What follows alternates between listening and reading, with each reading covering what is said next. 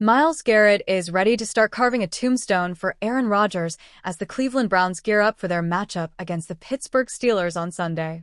Garrett has more than 100 career sacks but has never taken down Rodgers, who signed with Pittsburgh this offseason. Garrett brings out his infamous quarterback graveyard at Halloween, featuring headstones of quarterbacks he's sacked, from Joe Burrow to Lamar Jackson. He's ready to add the four-time MVP, whom he has a lot of respect for. "He's a great one," Garrett said Friday. "He'll probably get propped up a little bit higher than some of the others. But yeah, I'd be honored to put him in the graveyard, and definitely a lot of respect for what he's done in his career, because he's special." Garrett already has quite a list of quarterbacks in the graveyard. He has a hard time narrowing it down to a top 5. "I'm sure Pat Mahomes will be on there. Ben Roethlisberger would be on there. Tom Brady would be on there. Let's see, I think one day Justin Herbert will be in there. He's going to be a Hall of Famer one day, but after that, I don't know. Hell, I don't remember all the names I've sacked. I'm just worried about the next one." Browns DE Myles Garrett looking to get back on track. Garrett has 4 sacks this season, but has been held without one the last 2 weeks.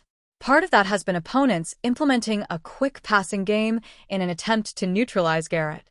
He has a solution. "Win quicker," Garrett said. "At end of the day, if they're going to throw the ball quick, then we've got to win quick. We've got to put his offensive line in his lap, got to make him uncomfortable with sitting right there in the pocket, not sitting back.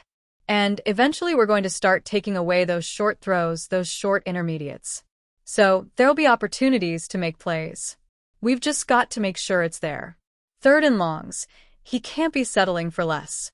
So we've got to put him in those situations." Rodgers has seen just about everything in his 2+ decades in the NFL, and he doesn't hand out praise lightly. When it comes to Garrett, though, the veteran quarterback didn't hesitate. "Myles is a Hall of Famer," Rodgers said. "He might not be in yet, but that's where he's going. He's one of the few players in the league, over my 21 years, that you game plan for and you watch the film. Every team has a plan." Myles Garrett, Browns looking to change fortunes in Pittsburgh. The Browns head into the matchup with the Steelers at 1-4 and in desperate need of a win.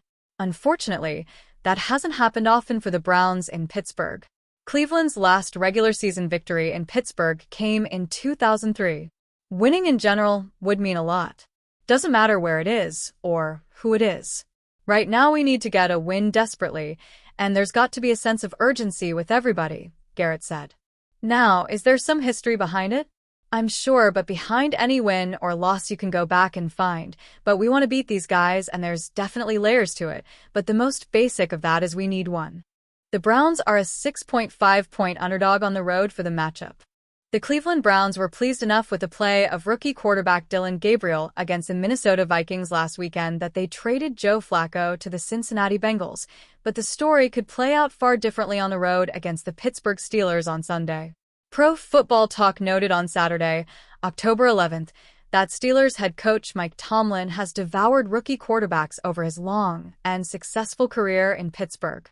Browns QB Dillon Gabriel will be facing a coach on Sunday who doesn't lose often to rookies, especially at home, where Steelers coach Mike Tomlin is 14-1 against first-year quarterbacks, PFT posted to X. Dillon Gabriel played well in NFL debut. Browns emphasized run game. Gabriel completed 19 of 33 passes for 190 yards and 2 scores during his first NFL start as part of a simplified game plan that focused on mostly quick reads and short passes to tight ends Harold Fannin Jr. and David Njoku, as well as the Browns' array of running backs. The best way for Cleveland to protect Gabriel against Pittsburgh is to again keep things simple for him and allow him to use his mobility to improve his sight lines and buy himself more time against a pass rush led by superstar Steelers edge TJ Watt. Another focus for the Browns should be the running game, which the offense utilized effectively against the Vikings in London. Rookie Quinson Judkins carried the football 23 times for 110 yards, while the team as a whole logged 32 carries for 140 yards, for 0.4 yards per attempt. Pittsburgh is 3-1, leading the AFC North Division over Cincinnati by 1.5 games and coming off of its bye week following a win over Minnesota in Dublin 2 Sundays past. Browns elevated Shedeur Sanders to backup QB this week. Even if Gabriel struggles, It is unlikely that head coach Kevin Stefanski will pull him from the game, unless it gets entirely out of hand or Gabriel suffers an injury. However, if the Browns do make a change under center, it will be to rookie Shedeur Sanders. Flacco held the QB2 job until Cleveland dealt him on Tuesday.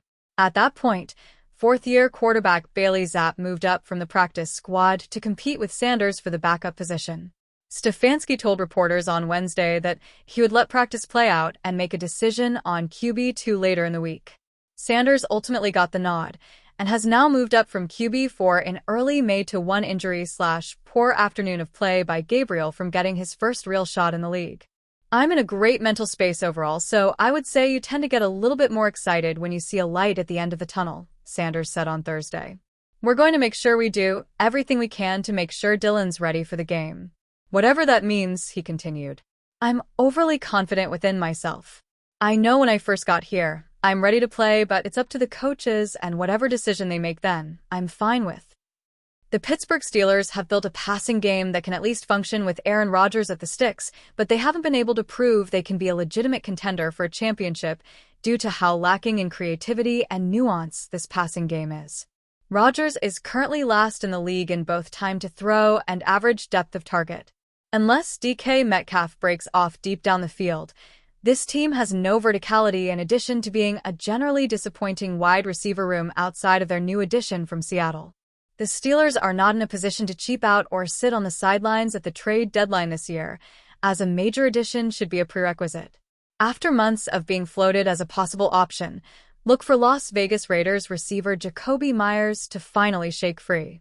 Pittsburgh Steelers must help Aaron Rodgers by trading for Jakobi Meyers. Meyers is not only playing on a bad Raiders team, but he is on a team that has seemingly devalued him after striking gold with Brock Bowers and using two 2025 NFL draft picks on Jack Beck and Donnie Thornton Jr. He is clearly begging for a new contract.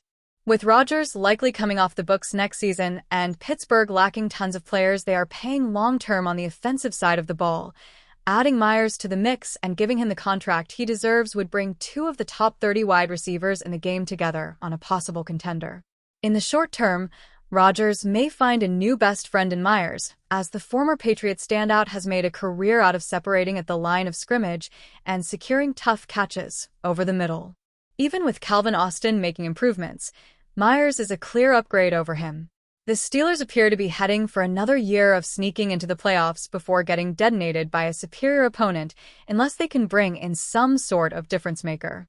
Meyers certainly qualifies, as Meyers and Metcalf would make for one of the best wide receiver tandems in the sport.